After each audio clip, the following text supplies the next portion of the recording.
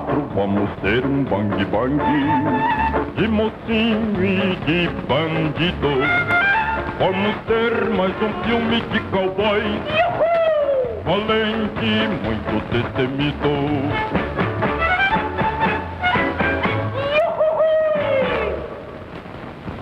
Clóvis, quais foram os caminhos que te levaram para a televisão, que te levaram para estar lá na inauguração da Itacolomi? Bom, eu brinco sempre que eu nasci no meio do caminho entre um palco de teatro, uma redação de jornal e uma emissora de rádio, né? Que meu pai era jornalista, foi jornalista da Folha de Minas durante muito tempo. Depois ele começou a escrever novelas em Confidência e mudou de vez para Inconfidência. E a minha mãe foi atriz de teatro, cantora lírica, etc. Então era muito difícil que eu fosse um engenheiro químico, né?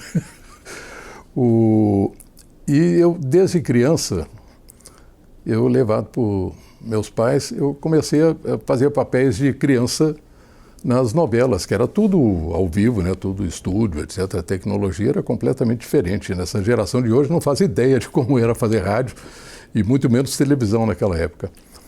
E eu sei que isso, até minha mãe lembrava sempre, que eu subia num banquinho para chegar na altura do microfone, que o microfone não baixava o suficiente para mim. E aí eu convivia muito em estúdio, adorava o trabalho de contra-regra, que é aquele que fica fazendo os ruídos todos, né, desde cavalo até a locomotiva, etc, etc. E fui fazendo papel de ator, de criança, depois já de jovem, de adolescente, e aos 15 anos eu estava apresentando um programa infantil. E Palmira Barbosa, que era uma radioatriz, ela um dia chegou para mim: Clóvis, por que você não vai fazer um teste lá na televisão? Eu falei: não, o que é esse troço de televisão? Não, televisão assim, assim, assim, o Milton Panzi, ele está precisando contratar gente, e ator, etc. Ele falou: mãe, vai lá, faz um teste, não custa nada. E eu fui, né? Obviamente escondido do meu pai e de minha mãe, porque não sabia qual seria a reação deles e nem eu sabia direito o que seria uma televisão. E fui, chegou lá, me apresentei, etc. Já estava registrado lá, que a Palmira tinha registrado que eu ia, marcado o horário. Ela me deu lá o papel para eu ler, interpretar, eu li isso e aquilo. Daqui a pouco, tá bom, chega. Eu falei: nossa senhora, levei bomba, né? Tá contratado. Como? Tá contratado. Bom, e eu de noite cheguei em casa e tinha que contar essa história para meu pai e minha mãe, com 15 anos, né? Aí contei e fui larguei a Rádio Inconfidência e fui para a TV Itacolomi, onde começamos os ensaios, ensaiar, conhecer o que é um estúdio, etc. O pessoal da técnica todo com um uniforme branco, aquelas jaquetas brancas. A técnica era uma coisa, a artística era outra. E fui lá, ensaio, papel, isso, aquilo, com alguns colegas importantes. Até que chegou na inauguração. Inclusive, antes de falarmos da inauguração, como que foi isso de vai lá fazer um teste para televisão? Porque não tinha televisão. O que vocês achavam? O que você achava que seria? Não tinha televisão. A gente não sabia o que era televisão. A gente passava na Guanabara, que era ali na esquina do prédio da Itacolomi, né? E tinha aquela televisão só com aqueles códigos e tudo, e todo mundo esperando. Ninguém sabia o que ia ser direito essa televisão. Eram poucos os aparelhos. Ninguém tinha aparelho de televisão. E a gente foi aprender tudo lá. Não só nós atores, como o pessoal da técnica, câmeras e tudo, estavam aprendendo televisão lá, porque não tinha experiência. A experiência no Brasil era muito pouca, no Rio, São Paulo e Belo Horizonte é a terceira cidade do Brasil a ter uma televisão, né? Feito pelo Vitor Purri, que foi um engenheiro brilhante, né?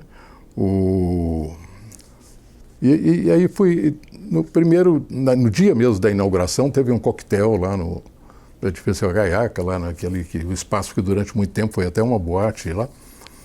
E no dia seguinte foi a minha estreia realmente ao vivo, porque antes era só ensaio, ao vivo.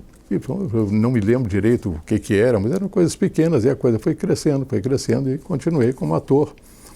Fiz diversos programas, novela e tudo. um parceiro importantíssimo, o Rogério Falabella. Aliás, a filha dele ganhou 2 prêmios. Agora, de melhor atriz do ano, eu fui ver a peça, ela tem uma interpretação sensacional, tinha que ser filha do Rogério, né? Que foi um teleator maravilhoso, e depois fez muito teatro, trabalhou até uma época na Globo, e a filha dele puxou o talento dele, né? E nós dois éramos parceiros, amigos, né? Ele me dirigia às vezes, que foi também ele é um excelente diretor também, me dirigia às vezes e eu dava meus palpites, e tem um episódio muito engraçado com ele, que numa luta de esgrima, nós fizemos um curso de esgrima, porque tinha não era propriamente uma novela, né? Uma série em que se passava no tempo lá dos esgrimistas, e nós aprendemos que lutar mesmo. E teve uma cena em que nós dois, e ele errou, não foi, e furou o cenário. Tudo ao vivo, né? Aquilo, cenário de papel, tudo ao vivo. O público era pouco ainda naquela época, não tinha críticas. Mas o Falabella é um dos maiores atores com quem eu participei, com quem eu trabalhei. E o que eram exatamente os teleteatros? Assim? Era peças clássicas? Tinha de tudo, tinha de tudo. Tinha algumas peças clássicas, realmente, em que levavam uma semana ensaiando e decora texto, etc, etc. Tudo absolutamente ao vivo. Errou, não tem jeito. Vai. E tinha alguns programas, como programas musicais, programas humorísticos, muito. E vinha muita gente, inclusive do Rio e São Paulo, para participar de alguns programas aqui, né? Cantores, etc. Doris Monteiro. Tinha atores e atrizes de fora também que vinham. Que vinham, participavam de alguns programas aqui, humorísticos também. Nós exportamos muita gente também para o Rio e São Paulo. Você lembra de alguns nomes grandes assim da época que você chegou a contracenar, que vieram do Rio, de São Paulo? Que vinha e participou. Citei agora a Doris Monteiro, que ela veio fazer semanalmente, ela fez uma série de programas e eu fui o cameraman dela, ficamos até amigos. Porque o clima era muito diferente, era um clima de amizade. Não havia nenhuma rivalidade, havia amizade, etc., entre os atores, atrizes, convidados ou não, principiantes ou de mais experiência, os de mais experiência transmitindo para os outros. Foi uma escola diferente do que é hoje, dos recursos que tem hoje, mudou tudo, né? Dos recursos técnicos, etc. Nossa, são tantos nomes para lembrar que depois eu até ponho a memória para funcionar e faço uma listinha dos nomes que vieram aqui para nos ajudar. Pois é, teve até alguém que eu conversei, não lembro se foi o Jackson, se foi outra pessoa, que comentou assim, a Itacolomi foi uma grande escola, mas eu não tive professores, porque estava todo mundo aprendendo junto. É exatamente isso. Exatamente isso. A gente aprendia junto, aprendia um com o outro, porque não tinha professor. Ninguém sabia de televisão. Muitos sabiam de teatro de palco, né? Minha mãe, por exemplo, foi uma bela atriz de palco, mas de teatro em televisão é diferente. No palco você trabalha num cenário com uma plateia que está lá para te aplaudir e tudo. Na televisão você trabalha em função da imagem que as câmeras vão pegar. E eram 2 câmeras, no máximo 3 câmeras no estúdio. Não tinha esse negócio de 30 câmeras, você grava simultâneo, depois vai editar tudo. Era ao vivo. Acertou, errou, o câmera desfocou, etc. Não tem como voltar atrás. Depois, muitos anos depois, veio gravação, videotape, etc. Uma fita dessa largura aqui, pesava 1 tonelada e que começaram a gravar e muita coisa gravada, muita coisa importante gravada. Depois era desgravada, que a fita era muito cara, não tinha fita no Brasil. Então gravou um programa, mas isso já é uma segunda etapa, eu já não era mais ator. Porque aconteceu comigo um negócio muito engraçado. todo mundo está por trás das câmeras e quer ir para frente das câmeras. Eu passei 3 anos na frente das câmeras, apresentando programas, sendo o ator, o apresentador, etc. E resolvi ir para trás das câmeras. Porque primeiro era um desafio.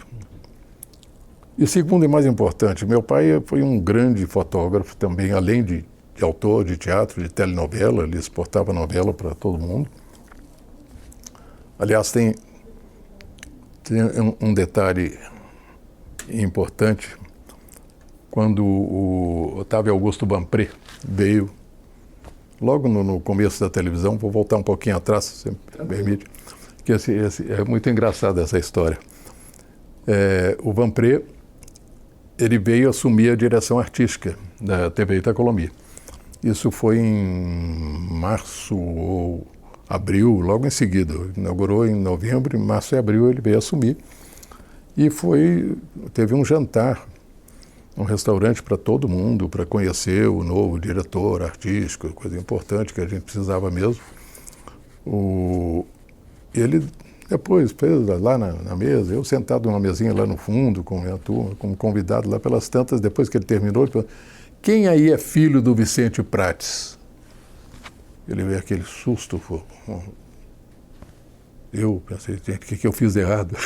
O que meu pai fez de errado? Faz um favor para mim, fala com seu pai para me telefonar. Por quê? Porque meu pai e ele trocavam muita novela, mandava script de novela pelo correio, por tudo, para trocar novelas de papai, de rádio ainda, para lá, programa de televisão. E eles não se conheciam pessoalmente. E aí eu cheguei em casa depois, falei com ele: olha, o Banpré quer conversar com você. Eu pediu para ele telefonar. Eu conheço muito telefone, não sei o quê. Meu pai telefonou, ele: vem cá que você vai trabalhar na televisão.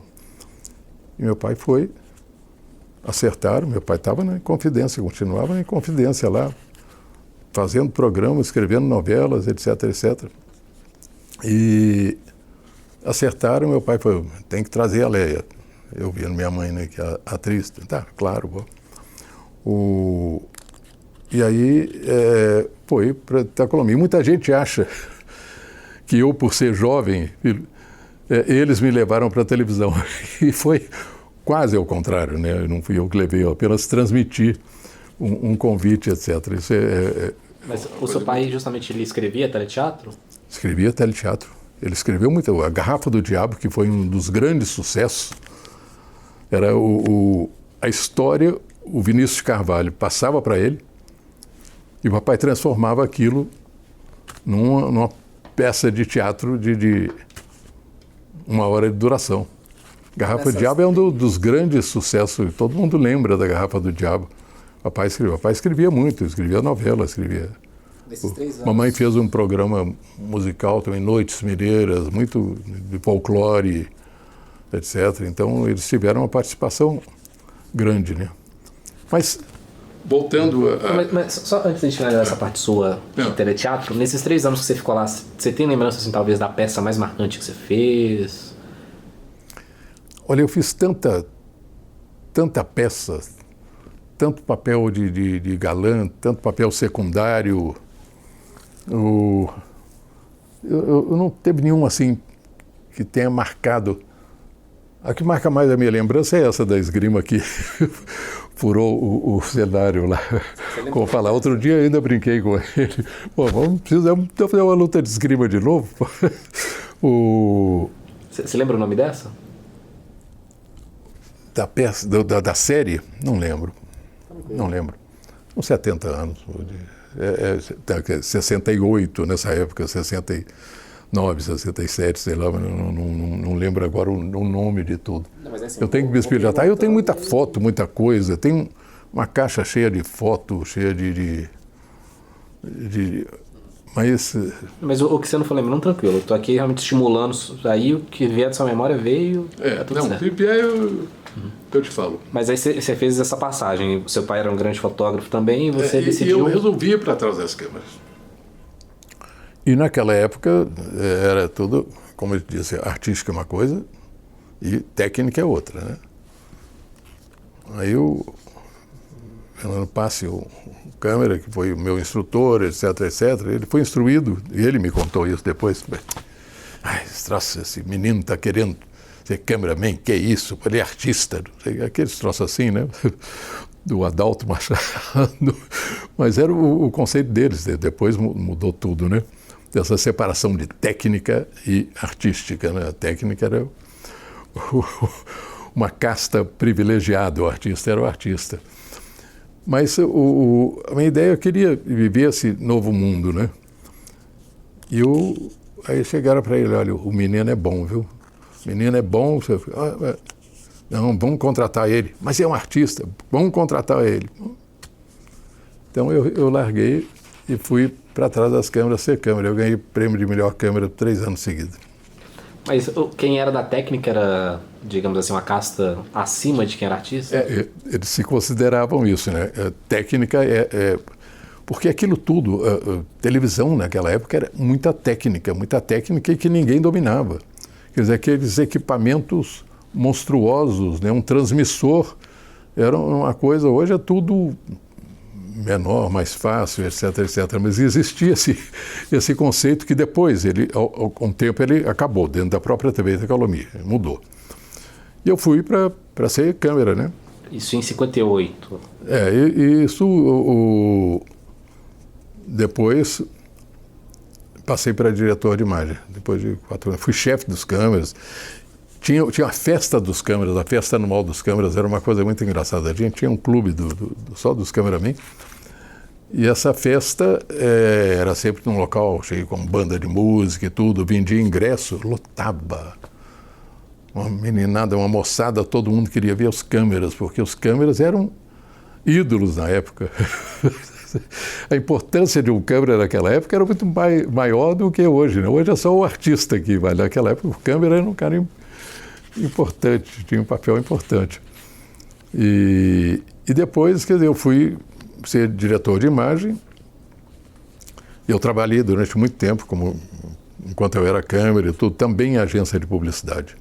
Só uma coisa, nessa época sua de cameraman, você era cameraman de estúdio, era cameraman do jornalismo? Estúdio, não, jornalismo eu nunca fiz, jornalismo, não. Era estúdio e externa, caminhão de externa aí, etc., transmitir parada de 7 de setembro, etc. Era fácil, que era ali na frente do edifício Cacaiaca mesmo e tudo. E na Copa do Mundo... Nessa época não filmava, né? Não, filmava as câmeras. Não, tudo ao vivo, não gravava. Não gravava. Não gravava. Eu falo não gravar no sentido de também. Era... Porque eu imagino que devia ser um desafio, porque como você era câmera e fazia ao vivo, você nem tinha oportunidade de ver. Será que eu estou fazendo um montage? Tipo assim, vou ver o que eu gravei, vou ver o que eu fiz para saber se eu estou fazendo bem. Não via, porque é tudo ao vivo. Não via, né? E teve, na Copa de 70, teve um episódio muito engraçado. Não, 70 não. Antes. A primeira que o Brasil ganhou foi em 58.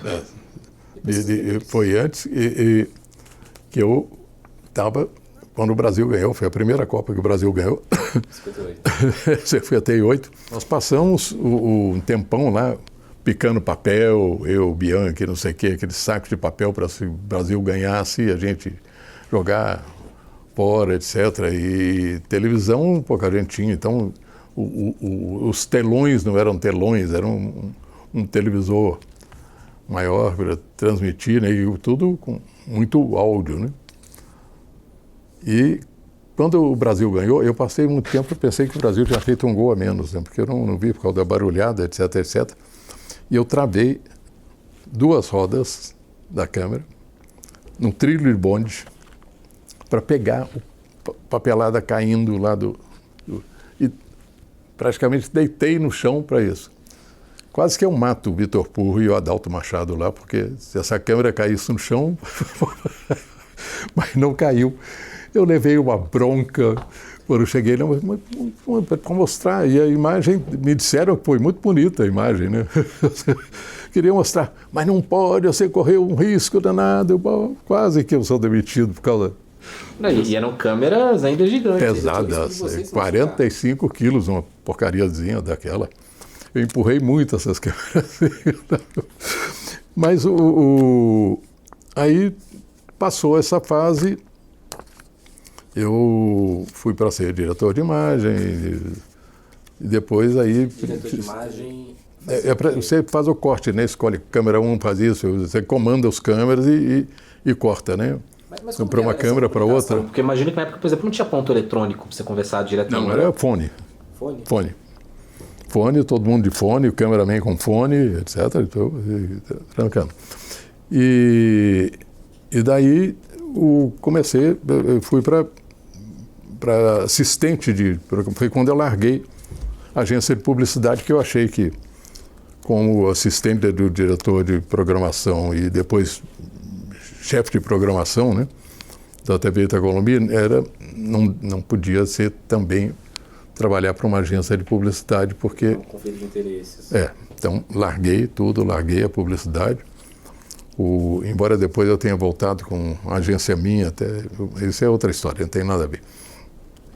E comecei a fazer programas de televisão, né? Tem algumas coisas, Balona Bem Bolado, foi uma coisa, que pena que a gente não tem esses programas. Você foi primeiro assistente de direção de programação. Eu fui diretor de programação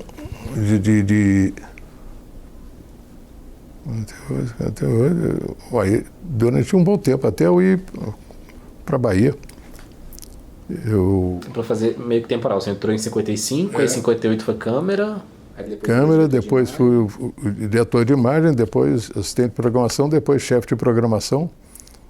E eu tenho que falar aqui de um personagem que é importante para a televisão, foi muito personagem, o José Vaz.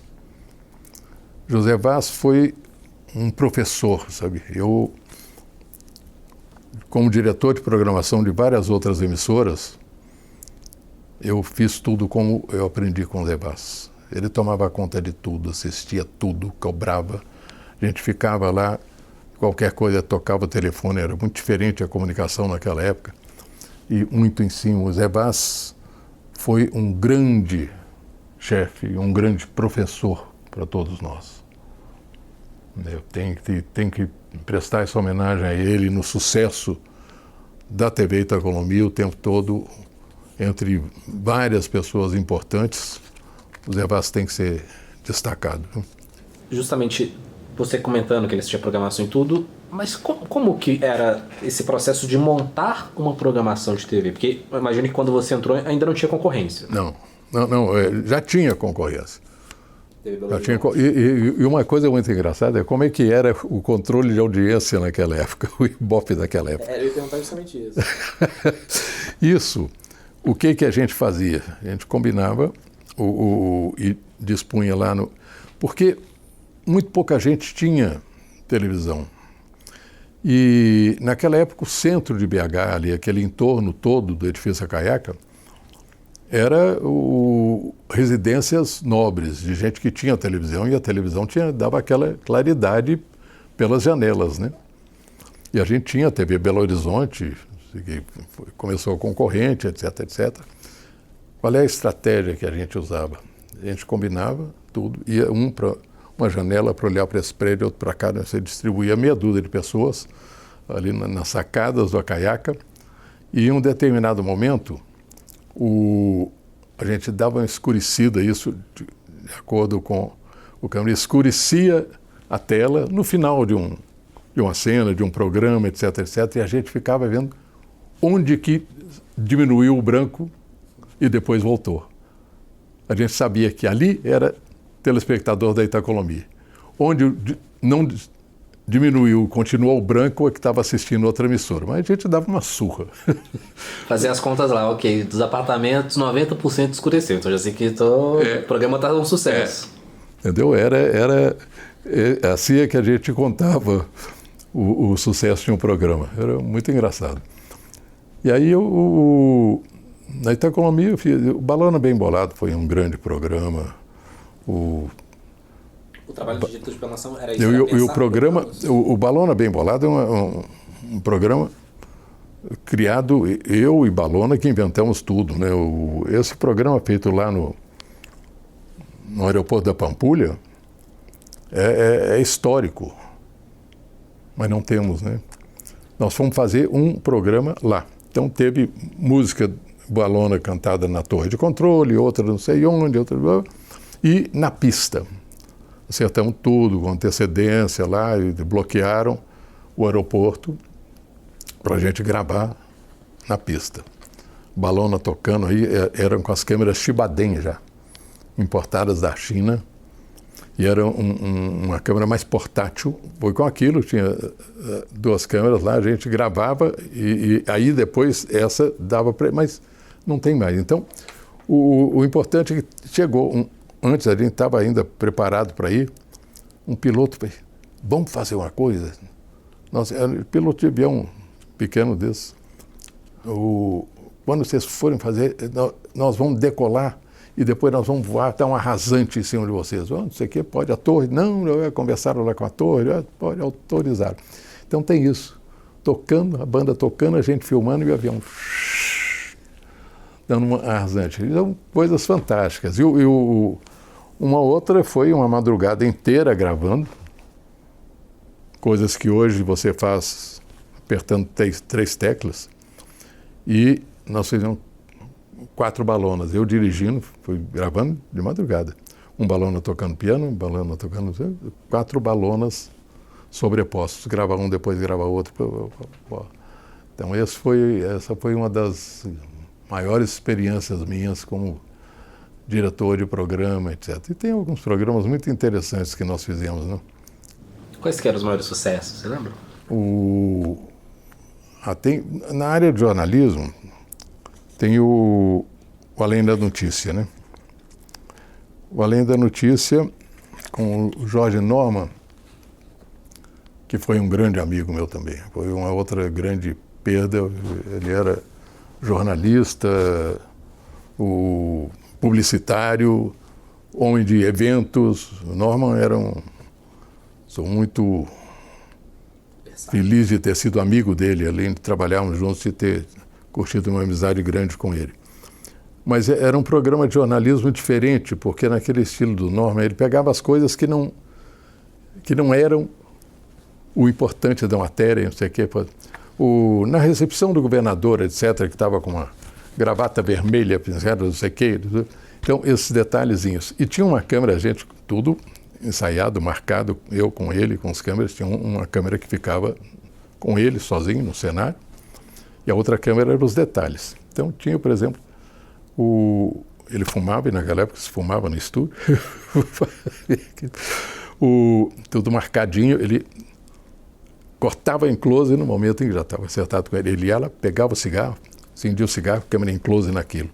Daqui a pouco tinha cortando uma xícara, para tomar o café, etc. E com essas coisas que não tem nada a ver, né? Fulano de tal usava um vestido assim. Eu não garanto não, mas metade das coisas também não eram tão corretas assim. Mas é um programa que marcou muito. Depois, com esse mesmo título, o programa prosseguiu. Mas já é com outro formato, era um jornalismo já mais jornalístico. Como que era? Porque Tucurumi fazia parte de uma rede, fazia parte da Rede Tupi. Não tinha a tecnologia de satélite de hoje, mas como que era a programação, assim? A maior parte era Itacolomi, tinha coisas que vinham de outros lugares? Não, Isso depois do videotape é que isso começou a acontecer. Porque antes do videotape, aquelas fitas danadas, não tinha como. Porque a programação era toda ao vivo, e não tinha a internet. A internet é uma novidade fantástica, não tinha. Depois eram aquelas, sabe, panelões de todo tamanho que transmitia para o alto morro, do alto morro transmitia para lá, etc. Era um negócio bem diferente, né? Tanto para a técnica como para artística, mas não tinha, eram mais eventos que eram transmitidos assim. Tinha um sistema de micro-ondas, não era? Micro-ondas, é. Eu digo panelão porque os micro-ondas era aquele panelão mesmo que você tinha que montar um e eles transmitiam para aquele outro que recebia e transmitia para o outro lá, porque não é que chega uma micro-ondas chega lá do Rio de Janeiro de uma vez, não. E depois essa tecnologia foi evoluindo. Hoje a gente tem essa internet aí que, pô, quando você faz uma transmissão de futebol com 38 câmeras, eu lembro da época em que você tinha 2 câmeras e olha lá. Né? E subia com a câmera lá no Independência, antes de ser do América, e subia para transmitir de lá. E teve isso, eu era câmera ainda, e a gente transmitia, a Itacolomi transmitia futebol sem pagar para os clubes, sem pagar para a federação, sem nada, né? Não tinha patrocínio nos clubes. Mas... E aí o Cruzeiro, por exemplo, se recusou, não queria, não autorizava mais transmitir e tudo, e o Cruzeiro ali no Barro Preto. Então, eu era câmera ainda nessa época, e nós fomos lá para transmitir um jogo do Cruzeiro, combinamos tudo com um apartamento lá, fomos para a janela do apartamento com uma câmera que pegava por trás do gol para transmitir o jogo. Bom, a partir daí tinha cobertor, tinha tudo, né, para impedir realmente essa transmissão, mas era transmissão pirata da TV Itacolomi. Nós fizemos muita loucura. Que sensação. Tinha mas foi muito bom. Mas aí Até te perguntar ainda, na parte de jornalismo, tinha o Repórter-Esso. Tinha o Repórter-Esso. O Repórter-Esso ele era feito aqui? Aqui. Recebia matérias de lá, etc., mas era tudo daqui.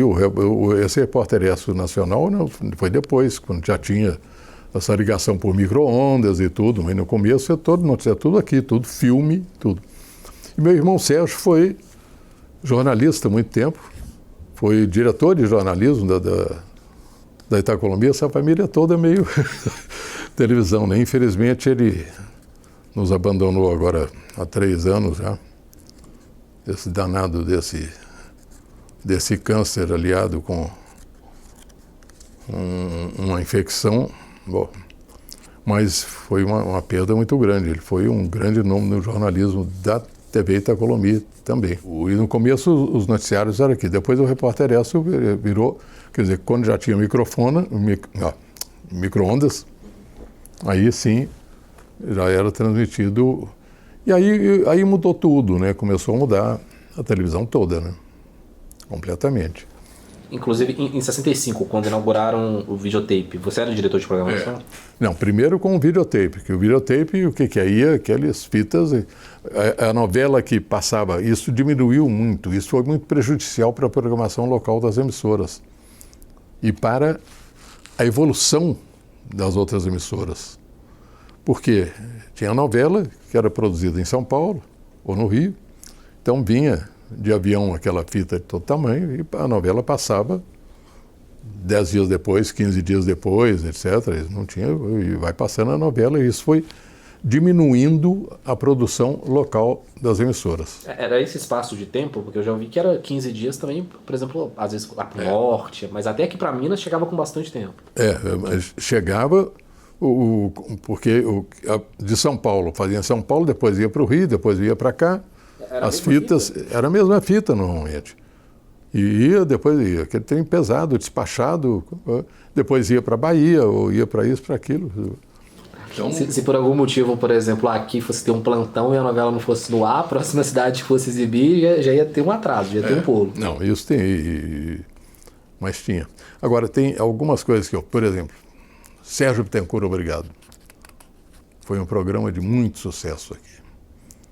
E essa história merece contar, porque o Sérgio, que eu achava uma pessoa super antipática e chata, porque eu assistia nos programas de lá, que já era por micro-ondas e tudo, nossa senhora, cara antipático, ele fazia um personagem, né?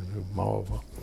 Aí um dia o Zé Vaz me chamou lá embaixo, falei, Clóvis, Sérgio Bittencourt, você telefonou para mim já 3 vezes, não sei o que, ele está com uma ideia de um programa, quer fazer esse programa aqui na Itacolomi, etc. Ele falou, Gui, vem amanhã para Belo Horizonte.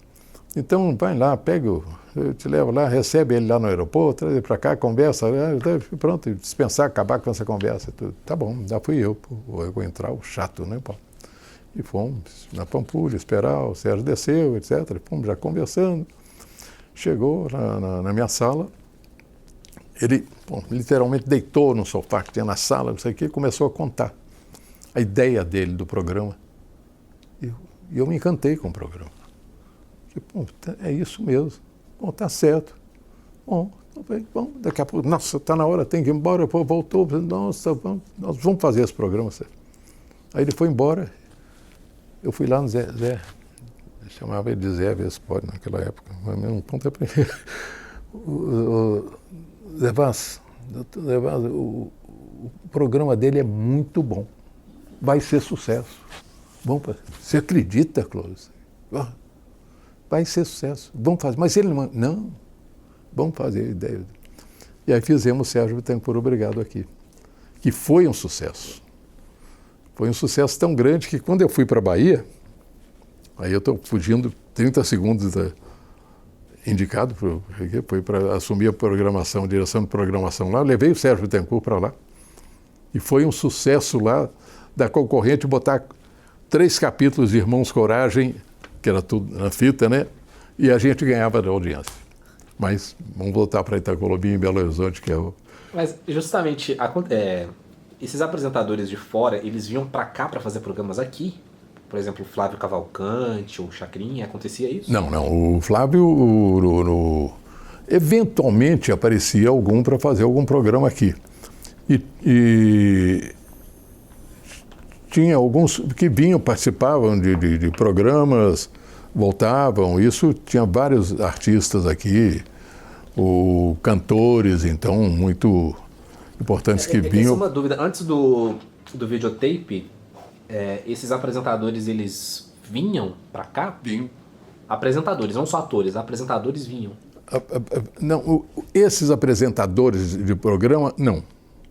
Mas atores, às vezes, vinham para participar de algum programa e principalmente cantores, a parte musical muito. E a parte de humorismo também. Entendi. Os humoristas vinham para cá, faziam programa aqui, chegava num dia, voltava no mesmo dia, às vezes, ensaiava lá na hora, combinava tudo. Então, existia muito isso. E isso era bom, porque era uma troca de experiências, tudo, a gente podia aprender. Quando começou a programação ser alimentada com videotape, etc., isso aqui prejudicou muito o crescimento das emissoras locais, o crescimento da programação local, né? Quer dizer, foi bom para as emissoras, a parte comercial, etc., mas a evolução das emissoras locais, isso não aconteceu só com a Itacolomi, aconteceu com emissoras do Brasil inteiro, né? Algumas sofriam menos ou mais, algumas mais distantes. Pois é, até perguntar, a gente conseguiu recuperar muitos comerciais dessa época. Os comerciais, eles eram gerados localmente? Por exemplo, tem comercial ali da Coca-Cola, por exemplo. Vinha lá de São Paulo? Não, aí vinha em vídeo. Em vídeo, que eu digo de filme. 16mm. Vinha em filme. E aí eu projetava esse filmezinho nos projetores, lá tinha a parte lá que eram 2 projetores que iam para uma câmera de televisão que pegava aquele vídeo para transmitir. Isso então, porque hoje já há bastante tempo, as TVs elas são todas sincronizadas por satélite, então o comercial ele vai lá para todas as emissoras, por exemplo, da Globo no país. Não, isso hoje é tudo satélite, tudo online, tudo não tem. Naquela época era bem diferente a coisa. E tinha muito comercial ao vivo, né? Os comerciais ao vivo dominavam de tudo. E a gente teve grandes apresentadores comerciais. Teve Ana Lúcia, por exemplo, é um caso. Tem uma Clauzi Soares, que foi atriz também, apresentadora de programa, e que protagonizou o primeiro casamento transmitido ao vivo, né? Quando a Clauzi casou com o Bertoldo, que era a câmera, foi na Igreja São José, transmitido ao vivo. 2 câmeras lá do caminhão e eu fiquei numa câmera lá em cima para parou, Afonso Pena, parou. Porque, sabe, a artista de televisão naquela época era todo mundo queria ver, entendeu? Conhecer. Então o casamento da Clausi foi dizem, eu não tenho como provar isso, que foi a primeira transmissão de casamento ao vivo no Brasil. Interessante. Agora, tem muita história essa também, Itacolomi, viu? E justamente nessa parte de publicidade, como que era a publicidade antes do videotape? Porque tinha as garotas propaganda. Era tudo ao vivo. Ao vivo, chegava, ensaiava, a garota propaganda, e eu citei a Ana Lúcia, que tem uma amizade muito grande com ela. Ela está na Bahia, mora na Bahia, não foi muito tempo para a Bahia depois, mas ela foi uma das primeiras garotas propaganda. Ela, Clausi Soares, Dulce Maria. Dulce Maria teve um programa infantil fantástico, né? Que a tia Dulce ficou conhecida, famosa, todo mundo corria atrás de programa da tia Dulce. Existia aquela idolatria das pessoas de televisão, né? A tia Dulce é um desses personagens que então era ao vivo. Então, assim, tipo, quando ia anunciar alguma coisa, levava o produto lá na frente? Levava o produto na frente, abria, não sei o quê, mostrava, etc, tá aqui, tudo ao vivo. Se a garota propaganda errou também, foi embora. Tudo ao vivo. Tinha comercial de geladeira, abre geladeira, fecha geladeira, faz tudo. Então o trânsito de material dos patrocinadores no estúdio era grande, entendeu? Até que depois teve uma época em que já tinha um segundo estúdio, era um estúdio menorzinho, com pé direito baixo e tudo, onde fazia os comerciais mais ali, porque no estúdio ali da televisão mesmo não cabia mais coisas, né? E você foi publicitário um pouquinho no começo da Itacolomi, né? Você falou. A Itacolomi tinha uns 5 anos quando você foi publicitário. Não, eu era... Eu ia te perguntar justamente como que era essa perspectiva do publicitário, da pessoa que também... Eu trabalhei em agência de publicidade, mas como na parte de redação, de tudo. Eu não pegava... Eu escrevia textos, criava os textos, etc. Trabalhei muito tempo com isso. E era um dinheirinho extra que entrava muito...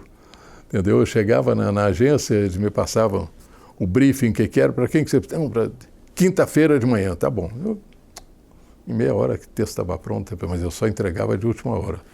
Porque senão parecia, não, esse troço entregou 15 minutos antes, não vou pagar o que ele quer, não. Então...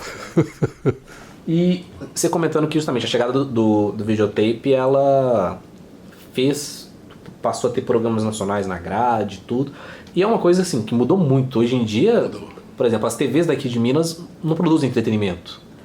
O que tem de produção de local são pouquíssimas horas no dia, é jornalismo ou esporte. Jornalismo ou esporte só. E esse processo que nessa época? Porque nessa época, para montar uma programação da Itacolomi, era uma emissora regional, emissora de Belo Horizonte, mas tinha que ter jornalismo, esporte infantil, entretenimento. Tinha tudo. E outra coisa diferente, a remuneração naquela época era completamente diferente da remuneração de hoje, né? Os atores e atrizes daquela época viviam num outro mundo, em que não havia dinheiro também. Não é que a emissora quisesse explorar e pagar pouco, não. É que não havia dinheiro. Os patrocínios, as verbas de patrocínio eram pequenas. A audiência era pequena. Existia um número muito grande de residências sem televisão. Hoje, além de todo mundo ter em casa uma televisão, às vezes você tem 2, 3 televisões em casa, tem o danado do celular que você assiste também, né? Então, hoje é muito diferente. E isso, as verbas publicitárias subiram muito, né? E com isso subiram os salários também dos artistas, né? Para não deixar ele ir para a concorrência, né? Senão, né? Mas é bom. Lembrar da TV Itacolomi é muito bom. Quero te perguntar, a gente já ir caminhando para o final, o seguinte: 45 anos que a Itacolomi acabou e até hoje todo mundo sempre lembra com carinho da Itacolomi. pessoal canta TV Itacolomi sempre na liderança. TV Itacolomi, sempre na liderança, Canal 4, Belo Horizonte, Minas Gerais. Então, até da sua perspectiva como diretor, o que você acha que fez a Itacolomi ser tão marcante na vida das pessoas, as pessoas ainda lembrarem com carinho hoje, 45 anos depois que ela acabou? É porque a televisão chegou como uma novidade no mundo, né? Era uma coisa completamente inesperada. Você, antes da TV Itacolomi, ou da Tupi de São Paulo, que foi o primeiro, do Rio, etc., o mundo era diferente. Então, você receber um entretenimento em casa, quer dizer, antes você recebia só por audição, rádio. Muita gente achou que a televisão ia acabar com o rádio. Não acabou, realmente. Cada um tem o seu caminho e tudo. Mas então era uma experiência diferente, você vê as pessoas. Era um cinema dentro de casa. A pessoa saía, em vez de comprar seu ingresso e ir para o cinema, que infelizmente os cinemas acabaram, né? Muito poucos. Eu sempre gostei muito de cinema, gosto até hoje. Mas são poucos que daqui a pouco está tudo na televisão, esses mesmos filmes. Então, isso foi uma experiência que entusiasmou a população toda. E por isso é que se lembram. E por que se lembram da Itacolomi e não lembram da TVBH? Porque ela que foi a pioneira, ela que marcou, ela que criou grandes personagens, grandes ídolos da televisão. Como a tia Dulce, como o Sérgio Bittencourt, nesse curto período, como vários atores, né? Alguns realmente brilhantes, como o Rogério Falabella e muitos outros, né? Atores, atrizes, cantoras. Né? Então, foi marcante, assim como o mesmo deve ter acontecido em São Paulo, o mesmo aconteceu no Rio, o mesmo aconteceu em Fortaleza, porque quando chegou, e ela chegou não conjuntamente em todas as cidades, né, foi subindo. Eu por exemplo, eu fui inclusive em Pernambuco, eu fui lá, passei uma semana lá antes da inauguração da televisão para dar aula de câmera, para ensinar a câmera, etc. Eu fiz fui escalado algumas vezes para dar aula de câmeras aula de cameraman, de imagem e tudo para outras. Mas era por isso, quer dizer, foi um mundo diferente. Foi a Itacolomi aqui, como foi a Tupi em São Paulo. Pois é, mas também tem uma responsabilidade da programação que a Itacolomi criou, justamente por isso que perdurou, porque a Itacolomi foi uma novidade dos primeiros, sei lá, 10 anos. Depois disso teve uma programação forte que continuou marcando as pessoas. Marcou mesmo. Foi uma programação que marcou, que hoje as pessoas ainda se lembram, os que foram telespectadores na época se lembram de muitos programas, se lembram da tia Dulce, se lembram da Clausídia, algumas apresentadoras, se lembram da Garrafa do Diabo, não especificamente de algum personagem, do autor, etc., mas dos programas. Então, existe essa memória. E os mais jovens nem sabem que existiu uma TV Itacolomi, infelizmente.